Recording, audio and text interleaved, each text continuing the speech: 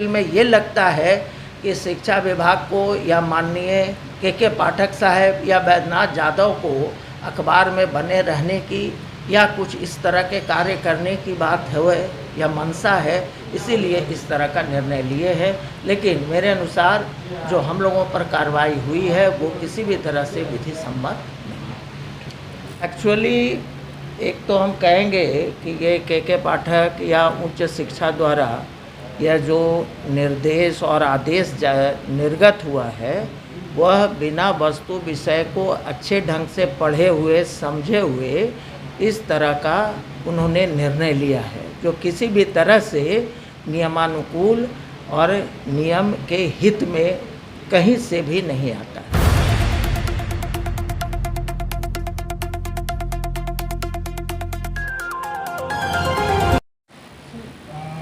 University के पाठक ने action लिया है, क्या वजह रही और क्या है इसके पीछे? एक्चुअली एक तो हम कहेंगे कि ये के पाठक या उच्च शिक्षा द्वारा यह जो निर्देश और आदेश निर्गत हुआ है वह बिना वस्तु विषय को अच्छे ढंग से पढ़े हुए समझे हुए इस तरह का उन्होंने निर्णय लिया है, जो किसी भी तरह से नियमानुकूल और नियम के हित में कहीं से भी नहीं आता है।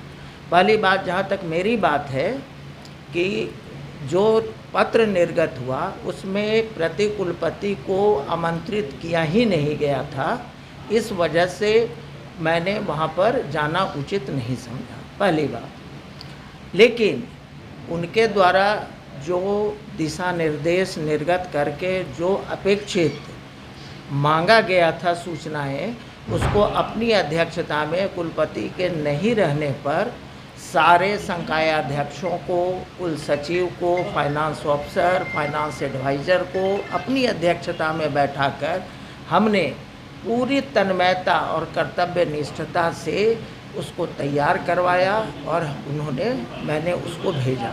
लेकिन आप लोग खुद इस बात को कहें कि किसी भी प्रतिकुलपति को आमंत्रण नहीं मिलता है, तो वो किस स्तर पर, किस आधार पर वो एसीएस के या किसी भी दूसरे सरकारी संस्थान के मीटिंग में जाएं। जहाँ तक कुलपति की बात है, तो जो मुझे सूचना है, आधिकारिक सूचना नहीं है, कुलपति महोदय शायद छुट्टी में थे, लेकिन इसकी मुझे आधिकारिक कोई भी सूचना नहीं है और न मैं प्रभार में ही था। ऐसी स्थिति में भी मैं जाना उचित नहीं समझा। कोई हमको सूचना ही नहीं थी कि कुलपति जाएंगे या नहीं जाएंगे, वो छुट्टी में हैं, क्या है, इसकी सूचना नहीं है। लेकिन मूल रूप से हमें आमंत्रित नहीं किया गया था। बताया जा रहा है कि कॉलेज निरीक्षण करना था और लेट जो सत्र चल रहा है उसको लेकर भी कुछ करना था, जिस पे नहीं हो रही। एक बात हम बताएं कि अभी भी हम एलएस कॉलेज में निरीक्षण करके ही आ रहे हैं, लेकिन आधिकारिक तौर पर मुझे इसकी भी कोई सूचना नहीं दी गई है कि आपको किस महाविद्यालय में किस दिन जाना है। और ये तो एक प्रतिकुलपति के रूप में जहाँ के कुलपति उपलब्ध नहीं है, वैसी स्थिति में बहुत सारे यहाँ पर प्रशासनिक दायित्वों का निर्वहन करना होता है। ऐसी परिस्थिति में तुरंत निकलकर यहाँ से शहर से बाहर जाना भी हमको उचित नहीं लगा। और कल की जो वस्तु स्थिति थी उसमें सारे पदाधिकारी पटना गए हुए थे और मैं अकेला यहाँ था, और जिसमें बहुत सारे लड़कों की समस्याओं का मैंने व्यक्तिगत रूप से बैठकर निपटारा किया।